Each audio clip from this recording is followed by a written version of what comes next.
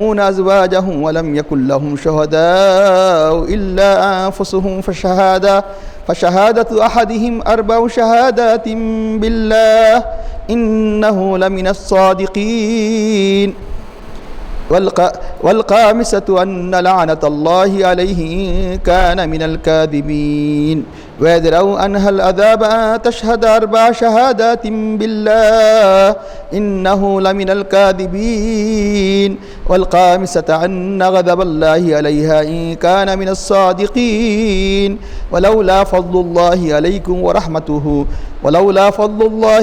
ورحمته أن الله تواب حكيم صدق الله العظيم.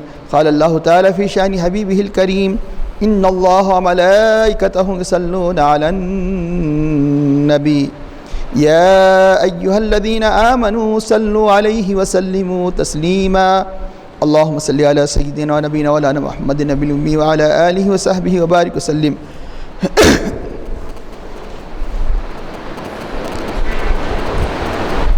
محترم حاضرین کرام، عزیز بھائیو، ابھی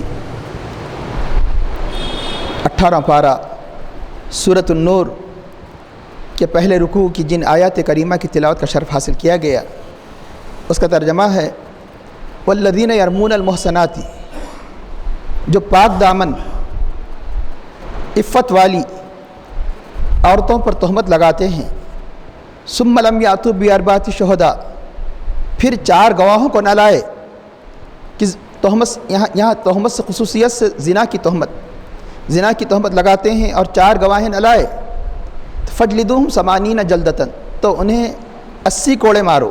تو ان کی سزا، ان کی حد، جس کو حد یعنی اصطلاح شرع میں حد قذف یعنی تہمت لگانا، تو ان کی سزا، ان کو 80 کوڑے مارو، حد قذف 80 کوڑے ہوگی.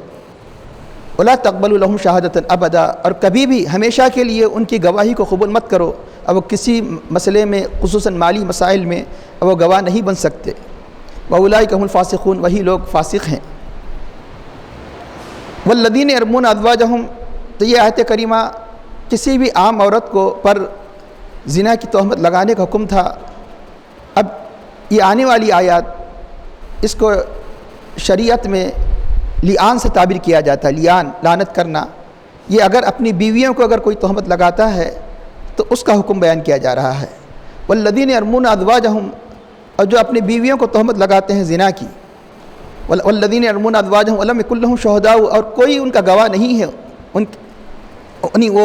وہ لگانے والے کے پاس گواہ نہیں ہے. الا انفسہم، مگر اسی کی ذات، یعنی وہی جانتا ہے، وہی دیکھتا ہے، اسی نے دیکھا اور کسی نے نہیں دیکھا. تو فشہادت احدہم، تو ان میں سے جو بھی یعنی یہ اس بات کی نسبت کرتا ہے، تو ان میں سے کسی کی بھی گواہی 4 شہادات، 4 گواہیاں ہوگی. 4 گواہ نہ مل سکے تو 4 گواہیاں ہوں گی.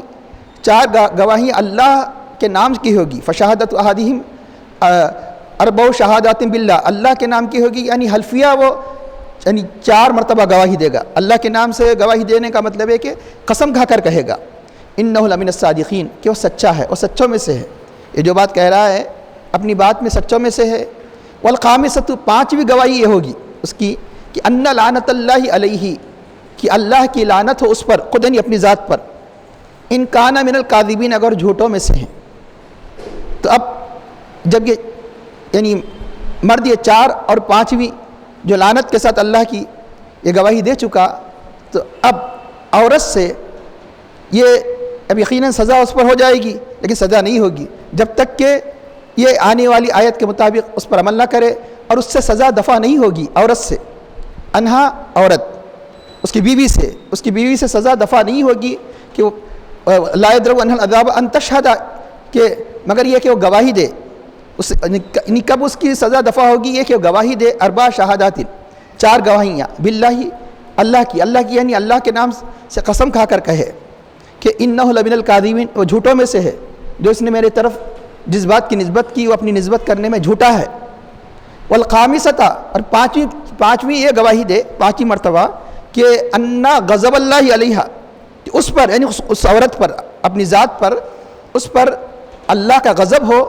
کہ اگر وہ انہ کان من الصادقین سچوں میں سے ہے، جو شوہر نے جو تہمت لگائی ہے اگر سچوں میں سے ہے تو اللہ کا اس پر غضب ہو، ولولا فضل اللہ علیکم ورحمتہ، اگر اللہ کا فضل اس کی رحمت نہ ہوتی تم پر، تو یہ عربی زبان کا طریقہ ہے کہ جو بالکل واضح بات ہوا کرتی ہے اس کو محذوف کر دیا جاتا ہے، اس کی جزا محذوف ہے کہ تم مشقت میں پڑ جاتے، اللہ کا فضل اور اس کی رحمت نہ ہوتی تو تم مشقت میں پڑ جاتی، اور یہ کہ اللہ تعالیٰ توبہ قبول کرنے والا تواب ہے، حکیم ہے اور حکمت والا ہے۔ محترم حاضرین، یہ اس سورہ نور کے پہلے رکوع میں جن ابتدائی آیات کی تفسیر اس سے پہلے بیان کی جا چکی کہ ان کا تعلق زنا اور زانی و زانیہ کی حد کے بارے میں تھا۔ اب اگر کوئی انسان کسی پر غلط بیانی کے ذریعے سے تہمت لگاتا ہے تو اب تہمت کی سزا کا بیان ہے۔ جو حقیقت میں جس کا زنا ثابت ہو گیا اس کی حد کا بیان تھا، اب کوئی کسی پر تہمت لگاتا ہے اس کا ذکر کیا جا رہا ہے۔ اب تہمت جو لگائے گا تو کسی غیر عورت پر لگائے گا، تہمت لگائے گا تو اپنی بیوی پر لگائے گا، دونوں میں کچھ فرق ہے۔ عام عورتوں پر یہی نہیں، ایک بس یہ بھی ذہن نشین کر لیجیے، جیسے مرد کا عورت پر تہمت لگانے کی جو سزا ہے، عورت کا اجماع امت یعنی علماء فقہا کی اجماع کے ساتھ عورت کا مرد پر تہمت لگانے کا بھی یہی حکم ہے۔ عورت بھی اگر مرد پر تہمت لگائے گی زنا کی تو اس صورت میں بھی اسے اگر وہ ثابت نہ کر سکے گواہوں کے ذریعے سے، 4 گواہوں کے ذریعے سے، اسے بھی 80 کوڑے مارے جائیں گے۔ تو اللہ تعالیٰ ارشاد فرماتا ہے کہ والذین یرمون المحصنات، جو لوگ محسن کا مطلب یہ ہے کہ جو پاک باز عورتوں پر تہمت لگائے، کس کی؟ زنا کی۔ ایک ہوتی ہے زنا سے ہٹ کر عام چیزوں کی، تو پتہ چلا کہ زنا اسلام میں انتہائی ناقابل برداشت ہے، اس لیے عام چیزوں کی تہمت کی اتنی سخت سزا نہیں جو زنا کی تہمت کی۔ عام چیزوں کی حاکم وقت جو مناسب سمجھتا ہے سزا دے گا، لیکن زنا کی جس طرح اس کے لیے جو اگر غیر شادی شدہ ہے اس کے لیے 100 کوڑے مارنے کا حکم ہے، اسے اگر وہ شرعی طور پر شرعی جو گواہ، جس کی تفصیل اس سے پہلے بیان کی جا چکی کہ ہر مسئلے میں 2 گواہ، لیکن اس مسئلے میں بہت نازک مسئلہ ہے، 2 گواہ نہیں 4 گواہ۔ کیوں؟ اس لیے کہ کسی انسان کو اگر وہ چاہتا ہے کہ آسانی سے اسے رجم کر دے یا آسانی سے اسے کوڑے لگا دے تو جھوٹ بیانی کے ذریعے سے ایک آدمی کا مہیا کر لینا بہت آسان ہوا کرتا ہے۔ ایک آدمی اپنے ہی جیسے جھوٹے آدمی کو مہیا کر کے سزا جب حاکم وقت کے بعد ثابت ہو جائے گی تو اس کی جان چلے جائے گی، جس نے جرم نہیں کیا اسے کوڑے لگائے جائیں گے۔ اس لیے اسلام نے اس کا ایسا منظم قانون بیان کیا تاکہ کوئی مطلب یہ کہ ناکردہ شخص ناکردہ گناہ کہیں اس سزا میں مبتلا نہ ہو جائے، اس لیے یہ شرط لگائی گئی کہ 4 گواہ پیش کرے۔ اگر کوئی 4 گواہ پیش نہیں کر سکتا اسے 80 کوڑے لگائے جائیں گے۔ تو پتہ کیا چلا؟ پتہ یہ چلا کہ اگر کوئی اپنے آنکھوں سے بھی دیکھ لے تو اس وقت تک اسے مطلب ہے کہ تہمت لگانے کی اسے اجازت نہیں جب تک کہ 3 گواہ اس کے ساتھ نہ ہو، ورنہ وہ کتنا ہی سچا ہو، وہ کتنا ہی نیک ہو، شرعی اعتبار سے حاکم وقت اسے 80 کوڑے لگائے گا، اسے 80 کوڑے کی سزا دے گا۔ اس لیے جب تک مکمل طور پر شرعی شہادت پورا مکمل نہ ہو تو کسی عورت کی طرف ایسی نسبت کرنا بالکل ناجائز ہے، اور اس کی سزا کتنی سخت ہے۔ اگر انسان عام باتوں میں جھوٹ کہتا ہے تو وہ یقیناً جھوٹ ہے، وہ بھی گناہ کبیرہ ہے، لیکن ایسی سخت سزا کہ 3 سزائیں بیان کی گئی۔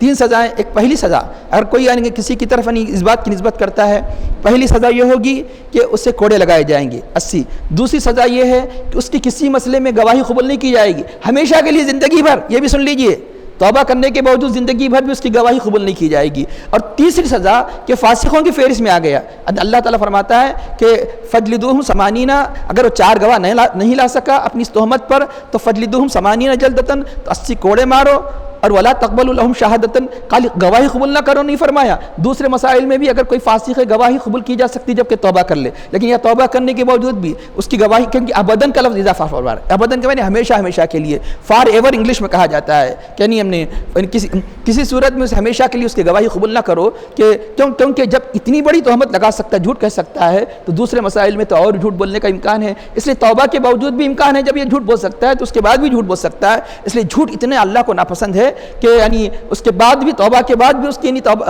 گواہی کو قبول، اور ایسے مسئلے میں جھوٹ توبہ کے بعد بھی گواہی قبول نہیں کی جا رہی ہے، ولا تقبل له شہادۃ ابدا اولئک هم فاسقون، وہی فاسق ہے۔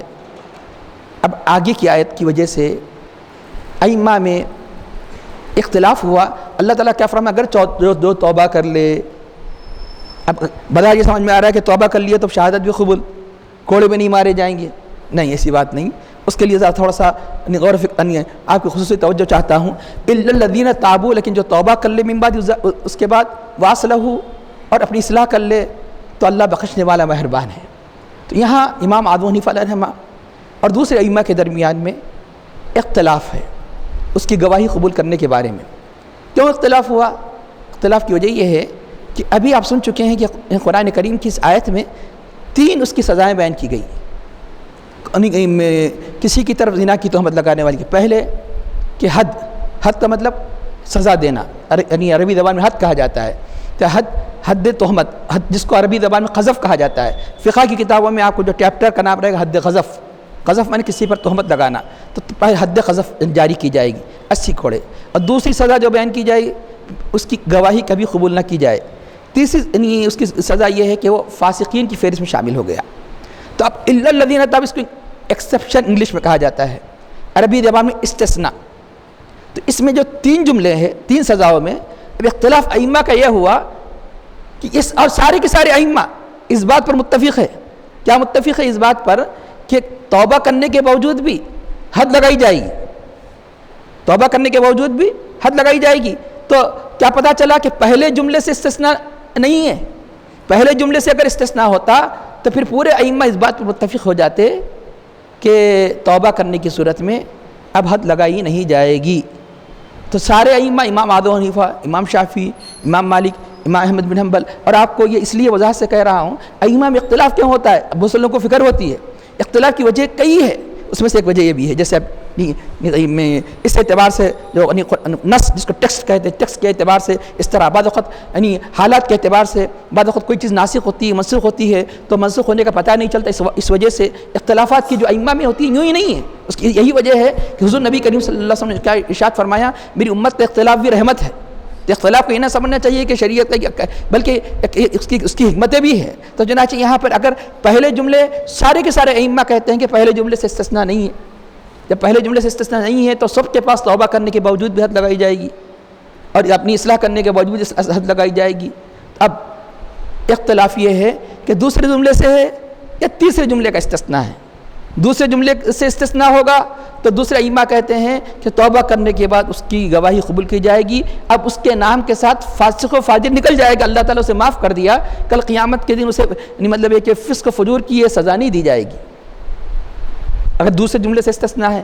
تیسرے جملے سے استثناء ہوگا، استثناء انگلش میں ایکسیپشن، تیسرے جملے سے استثناء ہوگا تو معنی یہ ہوگا کہ اس پہ حد لگائی جائے گی، اس کی گواہی قبول نہیں کی جائے گی، اب کوئی اس کے طرف فسق کی نسبت نہیں کر سکتا، توبہ کر چکا، اپنی حالت کو درست کر چکا، قیامت میں بھی اللہ تعالیٰ اسے معاف کر دے گا، اب اس کی طرف فسق یعنی نسبت نہیں ہوگی، لیکن دونوں سزائیں باقی رہے گی۔ دونوں سزاؤں میں سے ایک سزا توبہ کرنے کے باوجود کہ حد لگایا جانا، اور دوسرا ہے کہ اس کی گواہی کسی معاملے میں قبول نہیں کی جائے گی۔ تو اس طرح امام ابو حنیفہ علیہ کا یہی مسلک ہے، یہ اسی میں زیادہ احتیاط ہے، کیونکہ اللہ تعالیٰ جو ابدا فرمایا ہے، ورنہ ولا تقبل لها شہادہ کہہ کر بھی استثناء ہو سکتا ہے۔ تو احتیاط یہی ہے کہ اس امام ابو حنیفہ علیہ الرحمہ کے ہی اس مسلک کو اختیار کیا جائے کہ ابداً اس کی ہرگز یعنی کبھی ابداً میں نے کبھی یعنی اس کی گواہی قبول نہیں کی جائے گی، مگر جو اصلاح کر لے گا تو فسق و فجور کی فہرست سے وہ نکل جائے گا کہ اللہ بخشنے والا مہربان ہے۔ اللہ کی بخشش کو دیکھیے، اللہ چاہے تو بڑے بڑے ایسے جرم ہیں بہت سے، اللہ اسے معاف نہ کرے، اللہ اسے معاف نہ کرے، کئی ایسے تو اللہ کا فضل دیکھیے، بڑے سے بڑے گناہوں کا اگر سچے دل سے انسان توبہ کر لیتا ہے تو اللہ تعالیٰ دامن رحمت میں اسے لے لیتا ہے۔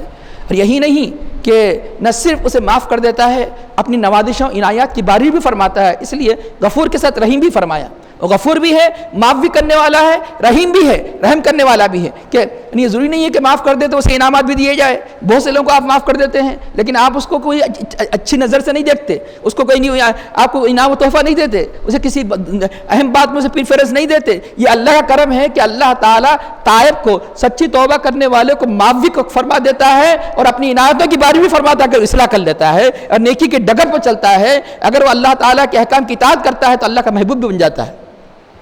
تو یہ دنیا میں دیکھتے ہیں نہیں وہ اتنا بڑا مجرم ہے, معافی نہیں کیا جا سکتا, یہ انسانوں کی عادت ہے, نہیں معاف کیا جا سکتا. ارے بھائی اللہ تعالیٰ کی رحمت کو دیکھیے, اللہ کے کرم کو دیکھیے, اللہ کی اتنی عنایتیں ہونے کے باوجود بھی اللہ تعالیٰ ہم گنہگاروں کو معاف کر دیتا ہے. تو ایک دوسرے بندے دوسرے بھائی سے معاف کرنا ہمارے لیے یعنی یہ اللہ گویا ہمیں گویا اس کے ذریعے سے بتا رہا ہے کہ دیکھو کہ تم تو بندے ہو, تم تو مجبور ہو, لیکن اس کے باوجود تم اپنے بھائی کو معاف نہیں کرتے. میں ساری کائنات کے خالق و مالک و قادر ہو کر معاف کرتا ہوں. تو یہ اشارہ ہی مل رہا ہے کہ اس لیے بار بار اللہ تعالیٰ اس صفت کو قرآن میں جو دہرا رہا یوں ہی نہیں ہے. بندوں کے اندر رحم کا, بندے کے اندر کرم کا, بندوں کے اندر معفو کا جذبہ پیدا ہونا چاہیے. اللہ غفور رحیم, اللہ بخشنے والا مہربان ہے. تو یہ آیت کریمہ ان دونوں آیات کا تعلق حد قذف سے تھا, کسی پر تہمت لگانا, کیونکہ تہمت انتہائی یعنی وہ ایک ایسی بات کی تہمت کہ اگر وہ ثابت ہو جائے تو یقیناً ایک شخص پر یا تو کوڑے برسائے جائے گے یا اس کی جان بالکل مطلب ہلاکت کے حوالے ہو جائے گی. اس لیے اس کی سزا کو سخت مقرر کیا گیا.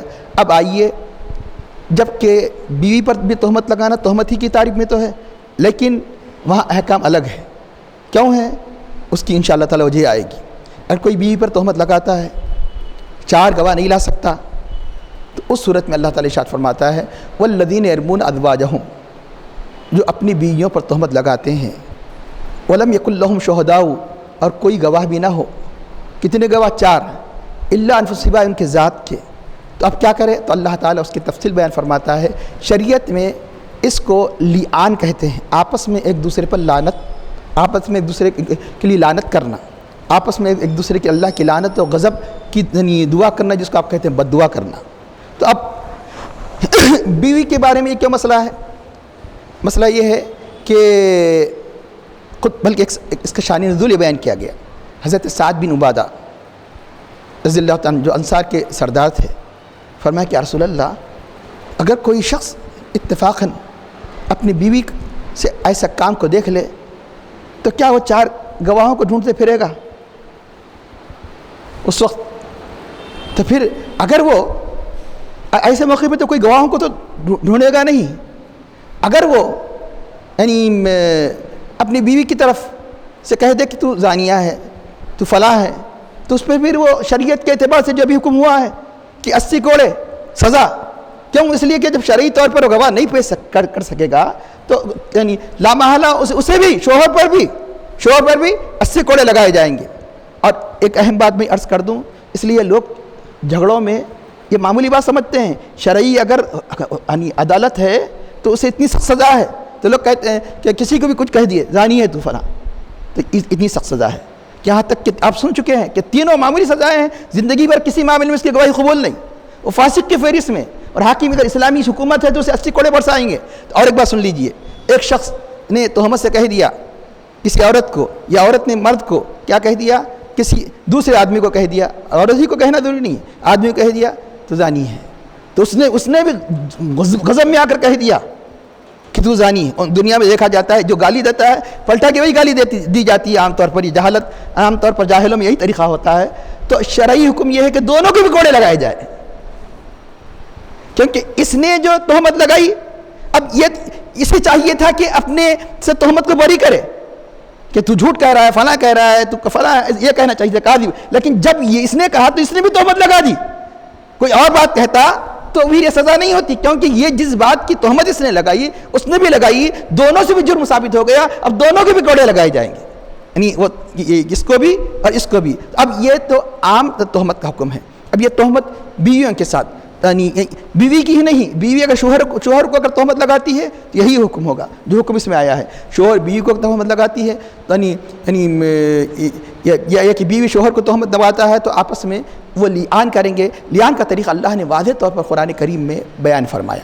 تو اب حضرت سعد بن عبادہ نے جب فرمایا تو یہ آیت اتری, بلکہ بتایا گیا کہ اسی وقت انہی ایام میں ایک واقعہ بھی پیش آیا کہ 2 صحابہ جن کا ذکر کیا گیا, ایک عویمر اور ہلال بن امیہ. تو حضرت ہلال بن امیہ رضی اللہ عنہ اللہ کے حبیب صلی اللہ علیہ وسلم کے پاس آئے, آ کر کہے کہ میں نے اپنی بیوی کو اس طرح دیکھا. تو حضور نبی کریم صلی اللہ علیہ وسلم کو بہت تکلیف ہوئی. تو صحابہ کہنے لگے کہ یہ تو شخص کہہ رہا ہے کہ یہ میری بیوی ایسے کام میں ملوث ہوئی, لیکن شرعی طور پر تو یہ گواہ نہیں لا رہا ہے. تو حضرت ہلال کو صحابہ کہنے لگے اب تمہاری پیٹھ پر کوڑے برسیں گے, کہ حکم کیا ہے کہ شرعی طور پر کوئی گواہ نہیں لا سکتا تو 80 کوڑے برسیں گے. اب سنیے. تو حضرت ہلال کہہ رہے ہیں کہ اللہ کی قسم, اللہ تعالیٰ مجھے, یعنی اس حدیث شریف کا مفہوم ہے کہ بری فرما دے گا, اس تکلیف سے اللہ تعالیٰ مجھے بچا لے گا, اللہ تعالیٰ اس تکلیف سے مجھے بچا لے گا. تو اللہ تعالیٰ نے یعنی حضرت ہلال بن امیہ کے واقعہ, اور ایک روایت عویمر ایک صحابی ہے, ان کے واقعے کے موقع پر یہ آیات کو نازل فرمایا. تو ان سے یہ حد, یعنی اب گواہ تو لانا آسان نہیں ہے, خاص طور پر بیوی کے معاملے میں, شوہر کو بیوی کے والی, بیوی کو شوہر کے معاملے میں. تو اگر کوئی اس طریقے کو اختیار کرے گا, دوسروں کے لیے نہیں ہے, کوئی غیر کو اگر تہمت لگاتا ہے تو اسے کوڑے ہی کوڑے ہیں, لیکن اگر کوئی بیوی شوہر پر, شوہر بیوی پر لگاتا ہے تو اسے یہ اس قسم کی, یعنی اللہ کی قسم کھا کر گواہی دینا پڑے گا. تو اس کا طریقہ یہ ہے کہ شوہر یہ کہے گا کہ اللہ کی قسم کہ میں سچوں میں سے ہوں, میں جو اس بات جس کی طرف میں اپنی بیوی کی طرف جس بات کی نسبت کر رہا ہوں میں سچوں میں سے ہوں. اور اب حضرت ہلال آئے, جب یہ آیت کریمہ اتری خوش ہو گئے کہ اللہ نے میری برات کے لیے اور میری اس تکلیف کو دور کر دیا. تو اب حضور نبی کریم صلی اللہ علیہ وسلم نے اس آیت کے حکم کے مطابق حضرت ہلال سے پہلے قسم لی, اے ہلال قسم کھاؤ. 4 قسمیں کھا لی. 5ویں قسم کھا رہے تھے, رک جاؤ ہلال, رک جاؤ اے ہلال, کیونکہ 5ویں قسم سخت ہے. کیسی سخت ہے؟ 5ویں قسم یہ ہے کہ اگر میں جھوٹوں میں سے ہوں تو مجھ پر اللہ کی لعنت ہو, اللہ کی لعنت, اللہ کی رحمت سے دور. تو اے ہلال سن لو, دنیا کی سزا کم ہے آخرت کی سزا کے مقابل. آخرت کی سزا سخت ہے. اگر تم غلط کہہ رہے ہیں تو پھر 5ویں کا ارتکاب نہیں کرنا اور کہہ دو کہ میں نے جو کیا ہے میں تہمت غلط لگائی ہے, اس لیے اب موقع ہے تمہیں. 5ویں بات معمولی نہیں ہے. کیا ہے 5ویں بات؟ کہ اگر میں جھوٹا ہوں تو مجھ پر اللہ کی لعنت ہے. یہ اللہ کی قسم کے ساتھ کہنا ہے یہ. تو حضرت ہلال کیونکہ سچے تھے اپنے معاملے میں, انہوں نے 5ویں قسم بھی کھا لی اور کہا کہ اگر میں جھوٹے میں سے ہوں تو اللہ کی لعنت ہو مجھ پر. اب اس کے بعد ہلال بن امیہ کی بیوی خولہ سے بھی کہا گیا, تو خولہ بھی قسم کھانے کے لیے تیار ہو گئی. پہلی شہادت کہ اللہ تعالیٰ فرماتا ہے کہ اس عورت سے دنیا کی یہ تکلیف یعنی کوڑے کی سزا منقطع ہو جائیں گی. شرط کیا ہے؟ وہ بھی 4 اس قسم کی 4 قسمیں, پھر 5ویں غضب و لعنت کی قسم کھائے. تو پہلی قسم یہ قسم کہ اگر وہ یعنی وہ جھوٹا ہے, اللہ کی قسم جو اس نے میری طرف نسبت کی ہے وہ جھوٹوں میں سے ہے, وہ جھوٹوں میں سے ہے, وہ جھوٹوں میں سے ہے, وہ جھوٹوں میں سے ہے. 4 مرتبہ جب قسم کھا لی تو اللہ کے حبیب نے روک دیا, اے خولہ کہ آخرت کا عذاب سخت ہے, آخرت کا عذاب سخت ہے. سوچ لے, یہ 5ویں قسم تمہیں کھانا ہے تو وہ قسم کھانے سے جھجکی, قسم کھانے میں توقف کی. اب کبھی نفس غالب آ جاتا ہے تو اس نے کہا میں اپنے خاندان کو رسوا نہیں کرو گی, 5ویں قسم بھی کھا لی.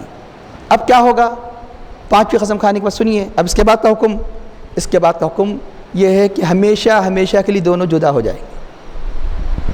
اس نے فرمایا کہ اب تم ہمیشہ کے لیے جدا, اب دونوں شادی نہیں کر سکتے, دونوں دوبارہ نکاح نہیں کر سکتے. لیان اگر دونوں کر لیے تو ہمیشہ کے لیے جدائی ہو جائے گی. حاکم وقت ان دونوں کو جدا کر دے گا.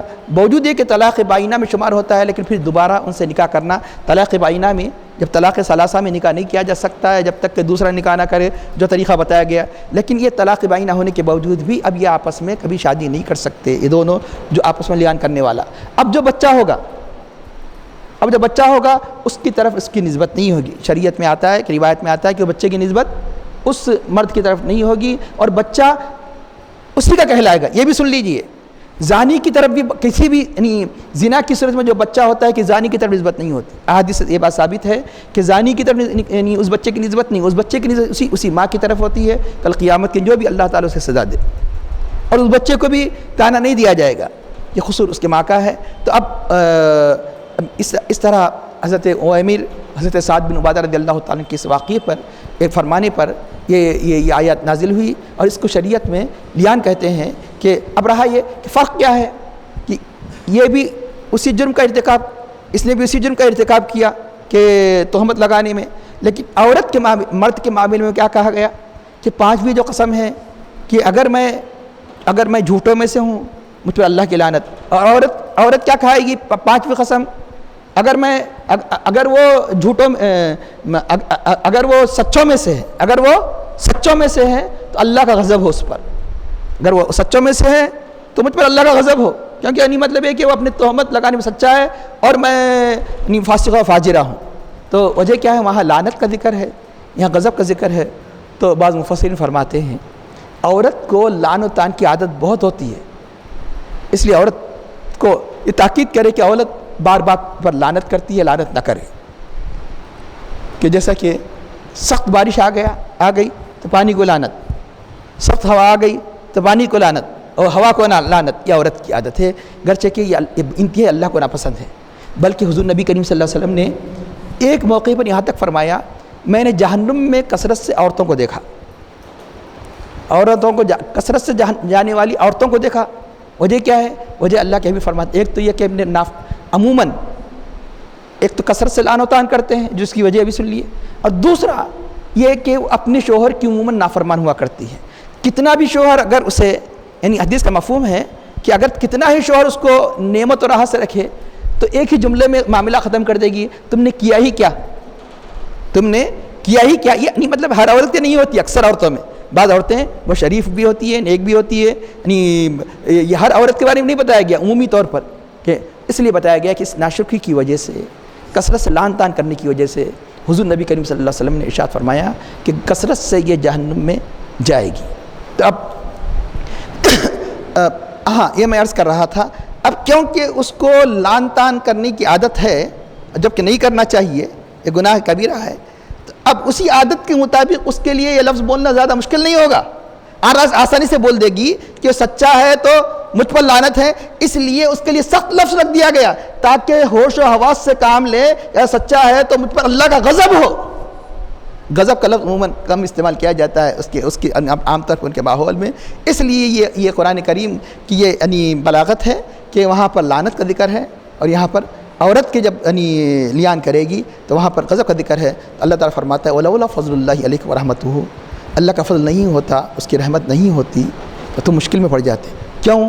یہ فرمایا خصوصیت سے، یہ تو ہر مسئلے میں یہی بات ہے کہ اللہ کا فضل و رحمت ہی سے سارا معاملہ چل رہا ہے۔ معاملہ یہ ہے کہ اس لیے خصوصیت سے اللہ نے یہاں پر اپنے فضل و رحمت کا ذکر کیا کہ اگر کوئی آدمی شومی قسمت سے کوئی ایسا یعنی واقعہ دیکھ لے اپنے اہل میں، اب دیکھنے کے بعد اب سوال یہ ہے کہ وہ حاکم وقت کے سامنے وہ کہے گا یا نہیں کہے گا۔ اگر کہے گا تو ابھی آپ سن چکے، وہ تو گواہوں کو تو تلاش کرتے نہیں رہے گا، تو کہے گا تو کیا ہوگا کہ حد غضب پڑے گی، 4 کوڑے مارے جائیں گے، 80 کوڑے مارے جائیں گے، کہے گا 80 کوڑے مارے جائیں گے۔ اب شرعی طور پر تو ایسی گواہی آسان نہیں ہے، ایسے گواہ کو وہ مہیا کر لے، تو اب نہیں کہے گا تو زندگی جب عورت اس قسم کے یعنی مطلب یہ کہ طریقے پر یعنی قدم رکھ چکی ہے تو زندگی کیسے گزرے گی؟ خون کے گھوٹ پیتے پیتے گزرے گی کہ اب کہنا بھی مشکل، نہ کہنا ہی مشکل، کہیں گے تو شرعی گواہی نہیں پیش کر سکتا، نہیں کہے گا تو زندگی دوبھر ہو جائے گی۔ تو اللہ نے تمہارے لیے ایک سبیل نکالا یہ پریشانی سے نجات کی، کہ اس طرح تم اپنی کوئی بھی شخص پسند نہیں کرتا کہ اپنی اس کی بیوی اس قسم کی ہو، اس لیے اللہ نے تمہیں یہ راستہ نکالا کہ تم یہ تکلیف سے بھی بچ جاؤ اور یعنی تمہارے لیے آسانی ہو جائے۔ وَلَوْلَا فَضْلُ اللَّهِ عَلَيْكَ وَرَحْمَتُهُ، اگر اللہ کا فضل، اس کی رحمت تم پر نہ ہوتی تو تم مشکل میں پڑ جاتے. تو اللہ تعالیٰ نے جو قوانین ہمیں بیان کیا, زندگی کا ایک ایک قانون, کوئی بتاؤ دنیا کا کوئی مذہب کہ جہاں کے قوانین پیدائش سے لے کر مرنے تک ہی نہیں, مرنے کے بعد بھی بچہ پیدا ہوتا ہے وہیں سے نہیں, بلکہ بچہ مرنے تک ہی نہیں, مرنے کے بعد اگر وہ دولت کا مالک تھا, مال کا مالک تھا, اس کی تقسیم کیسی ہوگی؟ پھر مرنے کے بعد اس کی خبر کے مطلب ہے کہ تدفین کے احکام کیا ہے, اور اس کے دولت کا احکام کیا ہے. تو اس طرح کوئی دنیا کا مذہب اس طرح کہ زندگی کے قدم پر ایسی رہنمائی نہیں کرتا تو جو اسلام کرتا ہے. اس لیے اللہ سب سے بڑا فضل اگر ہے تو اہل اسلام پر ہے, سب سے بڑا فضل اگر ہے تو اس کی رحمت ہے تو اہل اسلام پر ہے. تو یقیناً اللہ تعالیٰ نے جو ہمیں دنوی بے شمار نعمتیں عطا کی ہے, یہ اللہ کا فضل ہی ہے, رحمت ہے. لیکن یاد رکھنا, اسلامی احکام سے واقفیت, اسلام کے احکام کے مطابق زندگی گزارنا ہے, یہ اللہ کا سب سے بڑا فضل ہے, یہ اللہ کی سب سے بڑی رحمت ہے. اس لیے میں اکثر کہا کرتا ہوں کہ یہی وجہ ہے کہ اللہ کا فضل کہاں ملے گا؟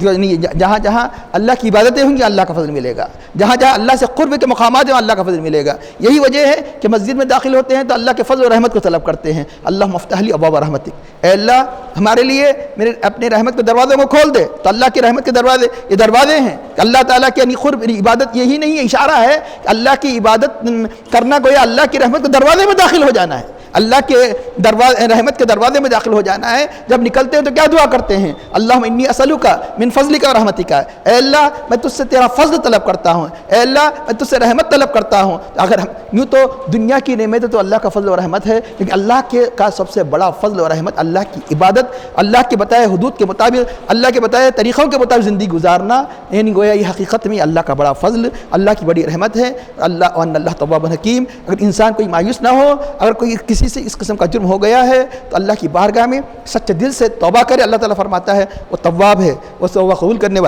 والا ہے, حکیم ہے, حکمت والا ہے. جو اس نے شریعت میں جو سزا کے جو طریقے مقرر کیے ہیں, فلاں کی سزا کبھی ذل میں شک نہ لائے, اس قسم کی سزا ایسی کیوں ہے, اس قسم کی سزا ایسی کیوں ہے. اللہ بڑا حکمت والا. اس لیے یہاں لفظ حکیم کیا فرمایا؟ یہ 3 قسم کے احکام بیان کیے گئے. ایک زنا کے احکام, پھر تہمت کے احکام, تہمت غیر کو تہمت, دوسرا ہے کہ اپنی بیوی اور شوہر کے درمیان کی تہمت. تو چنانچہ اس لیے اللہ نے فرمایا اللہ کے جو احکام ہیں, ایک ایک حکم میں بڑی بڑی حکمتیں ہیں کہ اس سے پہلے بھی میں کئی مرتبہ عرض کر چکا, کسی بات کی حکمت ہمیں معلوم ہو یا نہ ہو, یعنی ہمیں عمل کرنا ہی ہے, لیکن ہر بات میں حکمت ہے. یہ بات اور ہے, کوئی حکمت سمجھ میں آ جائے تو اللہ تعالیٰ کا شکر ادا کرے کہ اے اللہ تو نے مجھے شریعت کے فلاں مسئلے کی حکمت بیان فرما دی. کہ آخر میں دعا کرتا ہے اللہ ہمیں اپنے اوامر کا پابند, نماز سے تنگ توفیق عطا فرما, اور ہمیں سرور کائنات فخر موجودات علیہ تسلیم کی سچی محبت ہمارے قلب میں پیدا فرما.